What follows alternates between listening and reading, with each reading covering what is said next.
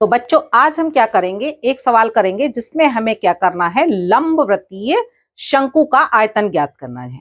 तो इसके लिए हमें क्या होता है, शंकु का आयतन देखिए यहाँ पर क्या दे रखा है, शंकु की ऊंचाई दिया दे रखी है 48 सेंटीमीटर दे रखी है और उसके आधार का व्यास कितना दे रखा है, 28 सेंटीमीटर दे रखा है।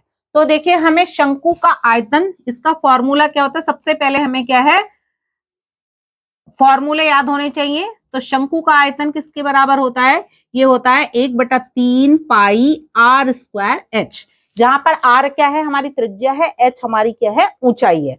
तो देखिए हमें ऊंचाई कितनी दे रखी है, ऊंचाई बराबर है हमारी 48 सेंटीमीटर और व्यास दे रखा है हमारा 28 सेंटीमीटर।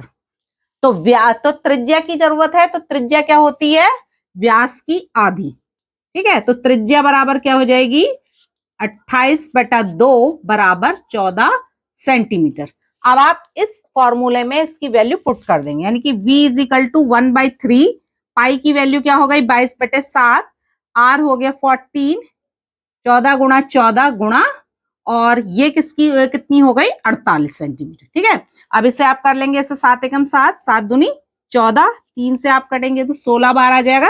तो आप अगर इन दोनों की गुणा करेंगे तो इस तरह से 22 गुणा 2 गुणा 14 गुणा 16, तो ये आ जाएगा 22 गुणा 2 गुणा 14 गुणा 16 बचेगा, ये आ जाएगा 9856 सेंटीमीटर क्यूब। तो इस तरह से हमारे इस लंबवृत्तीय शंकु का आयतन, जिसकी ऊंचाई 48 सेंटीमीटर और आधार का व्यास 48 सेंटीमीटर था, उसका आयतन कितना हो जाएगा, 9856 सेंटीमीटर क्यूब हो जाएगा। ठीक है, सबसे पहले आपको क्या करना है, इसका फॉर्मूला याद होना चाहिए शंकु के आयतन का। ठीक है, ये हमारा शंकु का आयतन है। धन्यवाद।